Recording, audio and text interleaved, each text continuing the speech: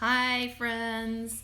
This is Kim Berneman again, and I'm talking about doing life at home.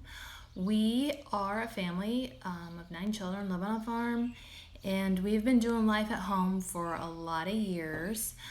I Once this corona thing started happening a couple months ago and the whole world was staying at home, I thought it would be a good idea to start talking about how we do life at home and encouraging others in that life, in that lifestyle, and how it can be done well and it can be done with fun, and how to make the days go more smoothly. Because I certainly had days that I struggled when I had lots of children at home. The days were busy, they were full, there was lots of work, and that lifestyle can be overwhelming. But with deliberate thought and with planning and creating systems that make things go better, it can be a great time. And I like to think, and I think my children mostly agree, that they enjoyed their life at home because we had so much flexibility and they had a lot of opportunities to discover and dive into their interests as they grew through the years. They weren't having days filled with busy work. Their days weren't controlled to the nth degree. They had a lot of free time to do exploring into their interests. So I guess I'll talk a little bit about homeschooling today. We have always homeschooled from, since they were born through high school, and then the older ones went off to college. And we used a lot of different methods over the years because we started homeschooling in the 90s. There weren't a lot of resources in those early years.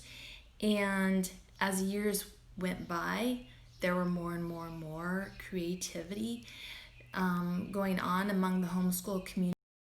Works. My battery apparently is dying, and when I click on my phone, sometimes the words don't match up with the picture. So hopefully that didn't happen today. I was talking about homeschooling.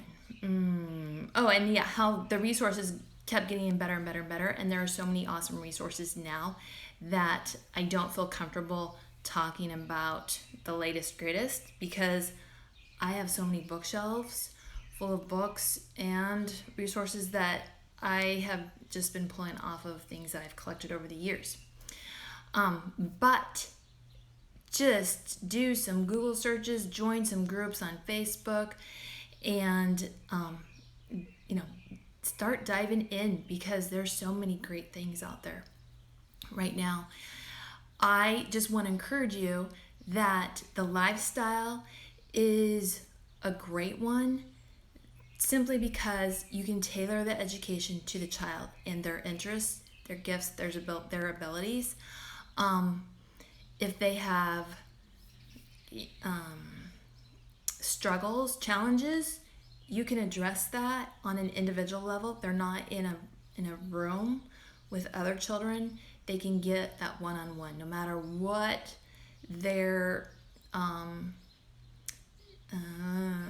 uniqueness is. Whether they're super gifted, whether they're just pretty average, or whether they have challenges. You can be that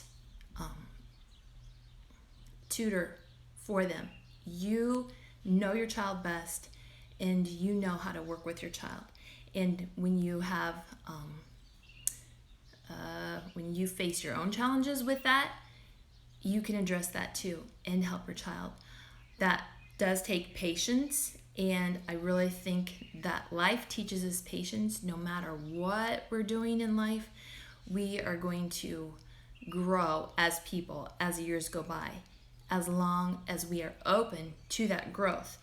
If we get stuck in this mindset of, this is how I am, this is what I do, this is the track I'm on, we can get stuck, and that's not a good place. It is to our benefit and to our family's benefit to keep reaching and to keep growing as people and embracing change and not squelching our own selves and squelching our family.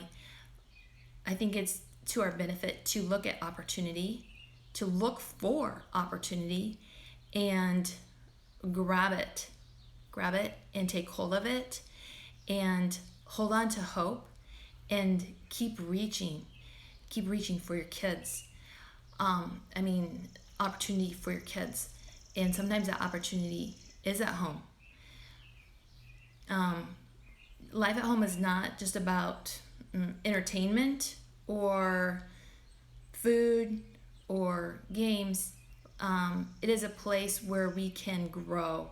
So think about growing at home while we are at home, because so many of us have been at home the last few months and life's changing. Things are looking different in the world. Be open to that change. Be open to growth. Be open to new opportunities, and not thinking about what we can't do and what our limitations are. Put the limitations on a list and then look at the flip side. What is the flip side of that limitation? It is a growth opportunity. So consider those things in life at this point in time. And if you don't like what you see that might be coming down the road in the future, then look at what can I do to address that? How can I meet that? Where is the silver lining in that future that looks uncertain? And always ask God for wisdom, because He will give it. He will show you. He will open your eyes and your ears to opportunities, and you will start seeing things and you will start hearing things that feed your needs, feed your family's needs, and it will be a good thing. So trust that God has all of this under control and that He has your family in a good place at this moment in time that might not look good, but there is good in it. So that's my word for today is look for the good, look for the opportunity, and be open to what God has for you in the future. Thanks for joining me, and we'll be back maybe tomorrow, maybe Monday at 4 o'clock.